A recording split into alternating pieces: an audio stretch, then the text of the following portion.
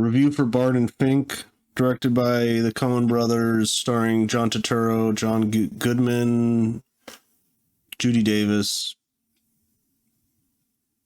So, synopsis: a renowned New York playwright is enticed to California to write for the movies and discovers the hellish truth of Hollywood.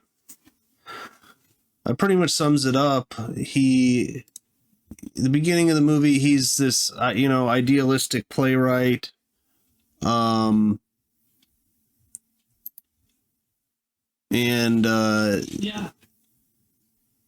his manager or something says, Hollywood execs want to talk to you. They want to offer you, a bunch of money to go write for them. He's like, you could just do it for like a few years and, it will pay all your bills. So he's like thinking about it, and he ends up going to Hollywood. He goes to this kind of sleazy, a little bit rundown hotel where the wallpaper is falling off. It's like dripping like glue, kind of. And he keeps getting bitten by mosquitoes. And he pretty much has writer's block, and they want him to write, they call it a wrestling picture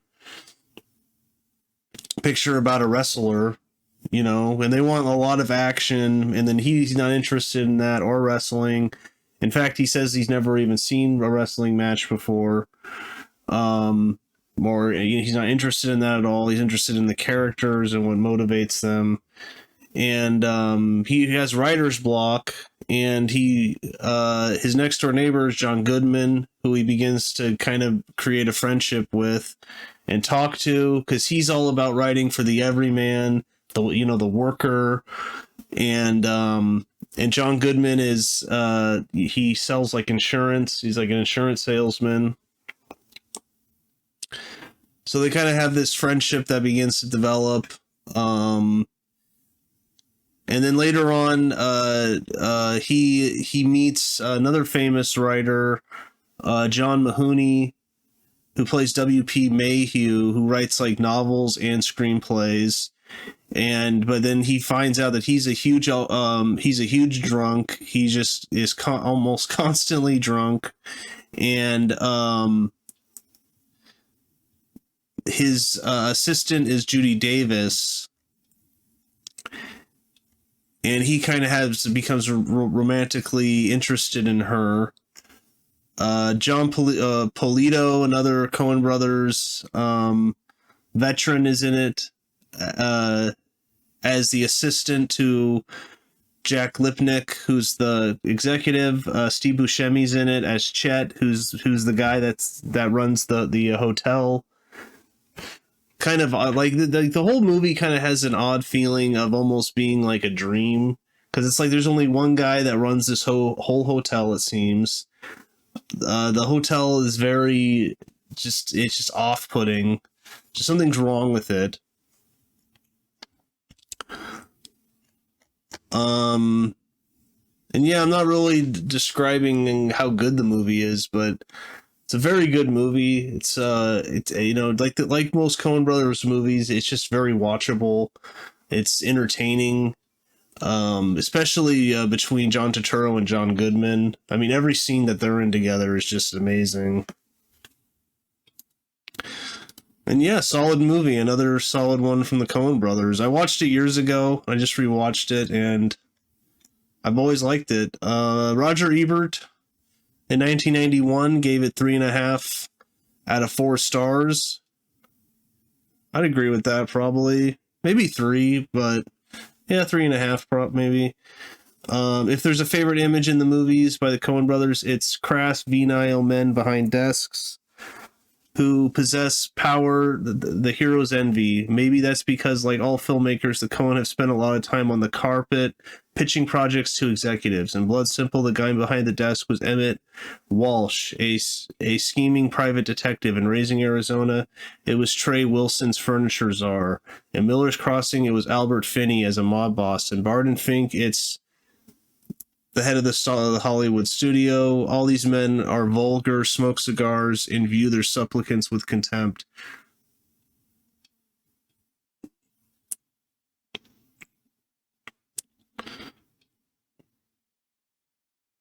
So yeah, this is shot by Roger Deakins. Very beautifully shot. Like all Coen productions, Barton Fink has a deliberate visual style. The Hollywood of the late 1930s and early 40s is seen here as a world of Art Deco and deep shadows, long hotel corridors, and bottomless swimming pools. And there is a horror lurking underneath the affluent surface. Goodman, as the ordinary man in the next room, is revealed to have inhuman secrets, and the movie leads up to an apocalyptic visions of blood, flames, and ruin. Yeah, so spoilers, with Barton Fink unable to influence events with either his art or his strength. The Coens mean this aspect of the film, I think, to be read as the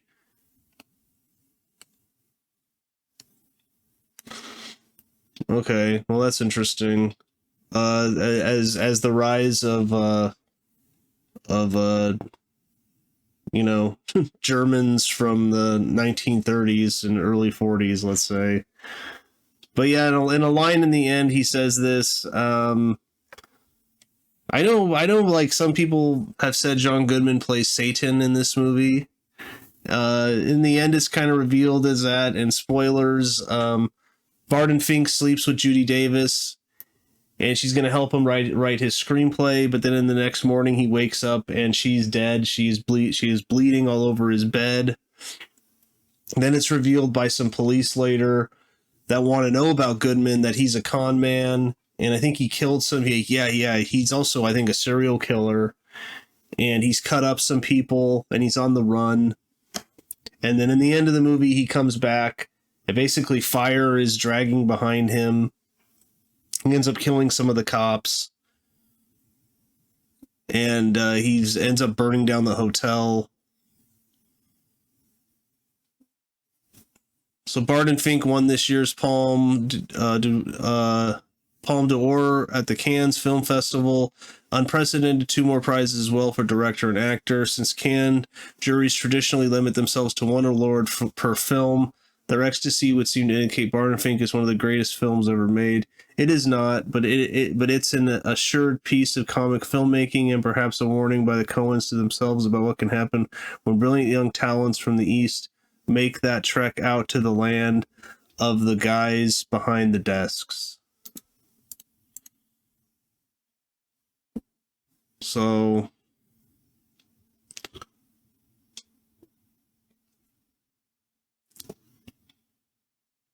the parts played by John Turturro, John Goodman, and John Polito and Steve Buscemi were all written with them in mind.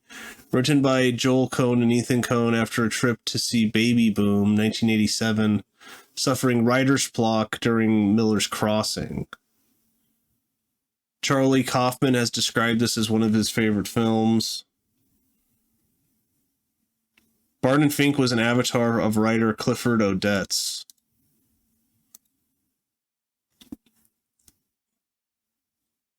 Okay, well, I don't really know who that is, but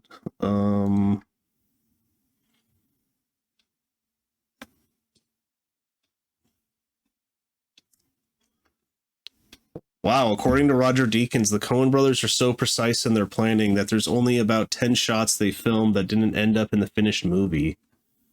Wow, that's pretty crazy. The fictional movies. Oh, I thought this was true because I just watched Hail Caesar. The fictional movie studio Capitol Pictures shows up again in Hail Caesar, another film by the Coen brothers that satirizes Hollywood. The later film, which takes place in the 1950s, features a meeting scene in the Wallace Beery conference room at the studio named after the star for whom Barton Fink is writing in this movie. Oh, that's cool. Wow, so it's like in the same universe, kind of. Bruce Campbell revealed in his autobiography that he unsuccessfully auditioned for a cameo role. Oh, man. You can't just give him a cameo? Come on. Right, because he probably knows them because they're friends with Sam Raimi. I think they're on they helped produce the first Evil Dead, or they helped unaccredited writing or something like that. They were involved somehow in the first couple Evil Deads. The Coen brothers' former cinematographer Barry Sonnenfeld was unable to shoot this film as he was busy directing The Addams Family. Okay, wow, yeah. When I was watching this, I thought it was the same cinematographer as Miller's Crossing, because that kind of takes place in a similar time, but no, it's Roger Deakins. But, you know, both beautifully shot.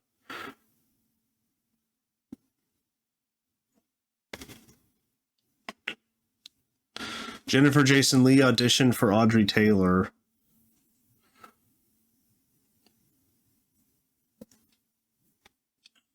But yeah, overall, I think it's a really solid movie. You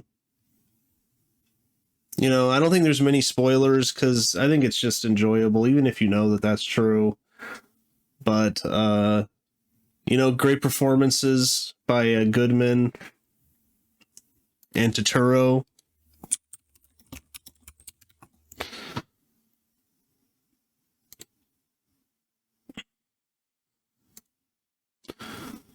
Okay, I'm trying to pull up what. Okay, Best Actor in a Supporting Role nominee, Michael Lerner. Best Art Direction nominee. Best Costume Design nominee. So, but check it out. Another good one from the Coens. And if you enjoyed this review, please like, comment, subscribe, and see you next time.